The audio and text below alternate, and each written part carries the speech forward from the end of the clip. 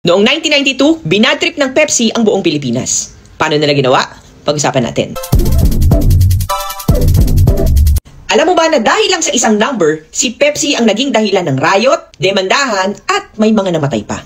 This is a true story. The year was 1992. It was Pepsi versus Coke. Talagang matindi ang kompetisyon nilang dalawa noon pa. At para maungusan si Coke, gumawa si Pepsi ng isang promo. At tinawag tong Number Fever. Simple lang naman ang mechanics. May 3-digit number sa bawat bottle cap. At everyday, may winning number na i-a-announce sa TV. Ang premyo?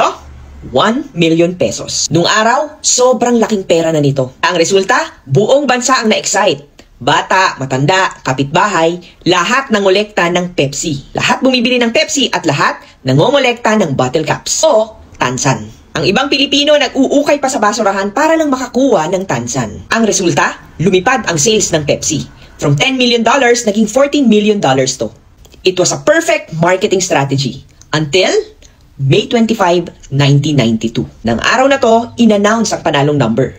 Number 349. Ang problema, non-winning number dapat ang 349. Kamali sila sa printing dahil may over 600,000 bottle caps na 349 ang nakaprint. This number was printed all over the Philippines. Sumunod na dito, na libo-libong Pilipino ang nag-akalang instant millionaire na sila. Sabay-sabay silang nagpunta sa Pepsi plant para i-claim ang 1 million pesos. Pero ang plot twist, ayaw magbayad ng Pepsi. Ang inoffer lang nila ay 500 pesos kada winner. Sa hirap ng buhay noon, it was an ultimate betrayal para sa mga Pilipino. Nagalit ang mga tao, nagrayot sa kalsada, may mga truck ng Pepsi na sinunog. Naging isang malaking gulo to.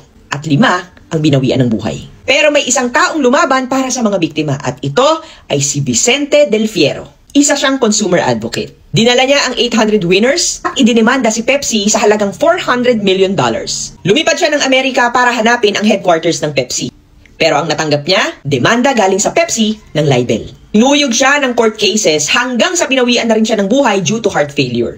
Namatay si Del Fierro bilang isang Pepsi consumer advocate. Sa huli, nalugi ang Pepsi sa Pilipinas, bumagsak ang sales nila at inagaw ulit ng Coke ang corona. Lahat ng gulong to nangyari nang dahil lang sa isang maling print. Isang maling numero na sumira sa multi-million empire ng Pepsi. Ikaw, buhay ka na ba at naaalala mo ba ang gulong to noong 1992? Comment mo naman sa comment section.